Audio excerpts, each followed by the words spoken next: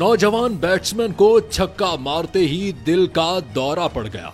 Video social media पर viral हो गई। टेप बॉल क्रिकेट मैच में एक अफसोसनाक वाकया पेश आया है। नौजवान बैटर को छक्का मारते ही दिल का दौरा पड़ा और वो गिरकर हलाक हो गया। भारतीय चैनल की रिपोर्ट के मुताबिक एक चौंका देने वाला वाकया जेर गर्दिश है, जिसमें क्रिकेट के शायकीन के सामने ये अफसोसनाक वाकया पेश आया। एक बल्लेबाज मकामी मैच के दौरान छक्का लगाने के बाद दिल का दौरा पड़ने से वहीं पिच पर गिरकर इंतकाल कर गया। मैच के दौरान बनाई गई वीडियो वायरल हो गई। वीडियो के आगाज में मज़कूरा खिलाड़ी एतमाद के साथ एक जबरदस्त छक्का लगाता है, जबकि उसका बैटिंग पार्टनर उसे आकर शाबाश भी देता है। ताहम इसी दौरान अचानक वही बैटर धड़ाम से जमीन पर गिरता हुआ नजर आता है, जिससे वहां मौजूद खिलाड़ी, एम्पायर और तमाशाई दंग रह जाते हैं।